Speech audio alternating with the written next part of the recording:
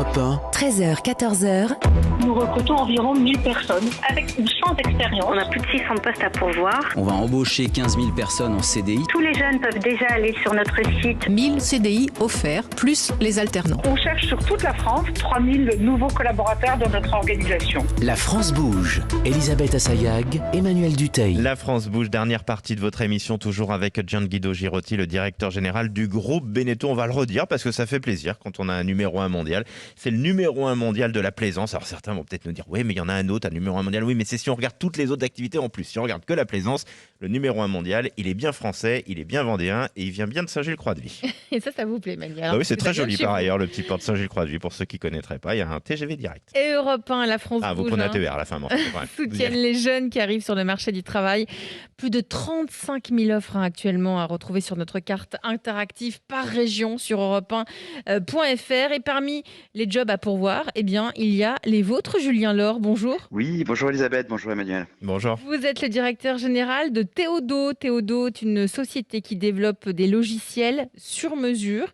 Vous avez été fondé, vous avez créé votre entreprise en 2009, 440 salariés. Et si vous êtes dans la France Bouge aujourd'hui, Julien Laure, c'est parce que vous avez 100 postes dans votre panier à pourvoir. Exactement. Alors, vous recherchez quoi ?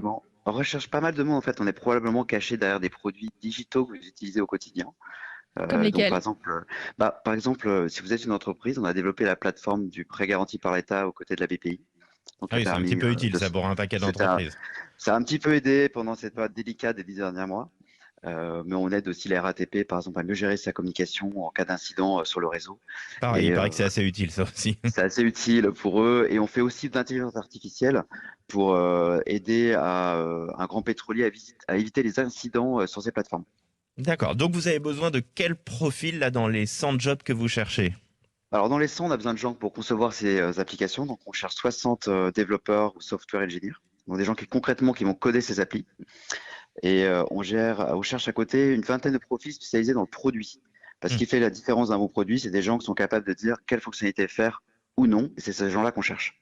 Alors, je vais peut-être vous poser une question idiote, mais à nos équipes, pour préparer cette interview, vous leur avez dit, on cherche des no-codeurs. Alors moi, je ne sais pas ce que c'est des no-codeurs.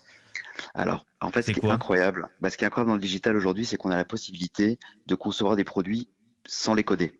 Et en fait, l'avenir, c'est une grosse partie du développement se fera sans ingénieurs, sans développeurs. Donc là, quand on dit à nos enfants, il faut apprendre absolument le code, là, vous êtes en train de tout casser, quoi. Dire ça ne sert à rien, c'est ça ?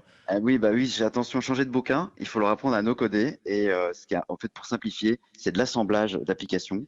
Ça nécessite pas d'écrire un langage, mais ça permet de développer très très rapidement une première solution et voir si elle marche sur le marché. Et si elle marche sur le marché, par contre, là oui, on aura besoin d'ingénieurs plus pertinents, plus compétitifs pour développer l'application. Les no-codeurs, c'est des testeurs d'une certaine manière.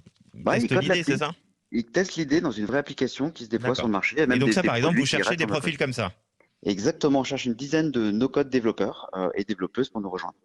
Gianguido Girotti, vous êtes le directeur général délégué du groupe Beneteau. Alors, on le disait tout à l'heure, vous recrutez près de 700 personnes cette année. Est-ce que vous formez aussi des personnes qui ne viendraient pas du métier de la plaisance ? Ouais, absolument, c'est presque impératif parce qu'on ne peut pas produire des bateaux qui doivent garantir de la qualité sans faire dès la préparation. Donc, on a notre vous avez votre centre école de formation interne ? Oui, tout à fait. Et elle consiste en quoi ? Elle est longue, on passe cette tous formation ? les métiers.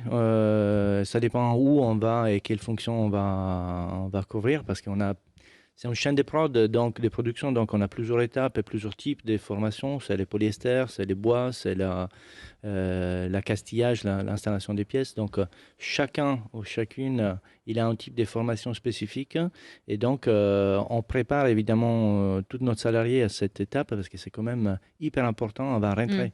Alors, celui qui a envie de postuler chez Beneteau, il peut avoir zéro compétence. On a tous des compétences, mais zéro formation de base, par rapport à vous ? Nous, on les prépare, évidemment. Après, on compte beaucoup, surtout sur la passion des bien faire.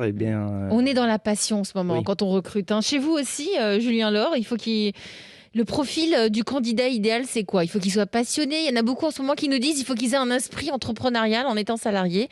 Donc, vous, c'est quoi, en fait, le profil du candidat idéal ? Alors, le profil, c'est évidemment quelqu'un de passionné. C'est quelqu'un qui a aussi beaucoup d'humilité, parce qu'en fait, comment faire pour progresser si on n'a pas beaucoup d'humilité ? Ça, c'est un truc très important chez nous. On est intransigeant là-dessus.